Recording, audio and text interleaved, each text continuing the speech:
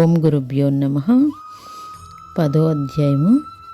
సృష్టి ప్రారంభంలో 7 మహర్షులు, 4 మనువులు, లోకపాలకులు, సమస్త సృష్టి విభూదియే అంటున్నాడు ఇక్కడ భగవంతుడు. అంటే కదిలే జీవులు, మనం కదలని జీవులు, సమస్త ప్రకృతి, మొక్కలు, వాటి ద్వారానే కదా మనం తింటున్నాం. ఈ ప్రకృతి వచ్చిన ఆహారమే ఈ శరీరం ఎదగడానికి ఉపయోగపడుతుంది. అలాగే దేవతలు, ఇంద్రుడు, కుబేరుడు, నారదుడు, శివుడు, ప్రహ్లాదుడు ఎందుకు చెబుతున్నాడు అంటే భగవంతుడు వీళ్ళందరూ సాధన వలన మన భూలోకంలోనే పుట్టి ఆ తపస్సు వలన పెద్ద పెద్ద వాళ్ళందరూ కూడా వీళ్ళందరూ ఆ భగవంతుణ్ణి చేరుకున్నారు. అందుకనే ఆదిలోని అకారాన్ని నేనే, సర్వము కబలించే ఆ మృత్యువు ఆ నారాయణుడు నేనే అని ఇక్కడ చెప్తున్నాడు అనమాట.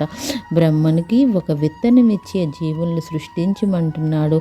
సృష్టి యావత్తు మీకు కనిపిస్తుంది. మనకు కళ్ళకు కనిపించిన సృష్టి అంతా ఒక భాగమే ఉంది. 3 భాగాలు శాశ్వతమైన మోక్షపదంలో తెలుసుకోవాలి. అదే అక్షర పరబ్రహ్మ స్వరూపమైన ఆ యొక్క నారాయణుడి యొక్క స్వరూపము సాధన వల్ల తెలుసుకో అన్నాడు.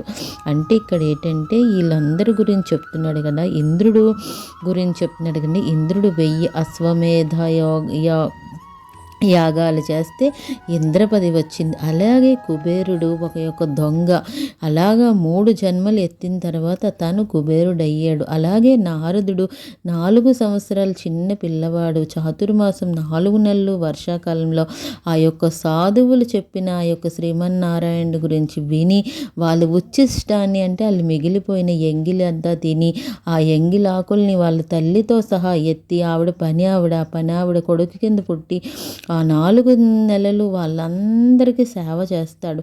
సేవ చేసిన తర్వాత ఆ భగవంతుడి యొక్క తత్వాన్ని తెలుసుకుని అప్పుడు అమ్మ ద్వారా అప్పుడు సాధనకి వెళ్తాడు. ఇట్లా ఒక్కొక్క మనిషి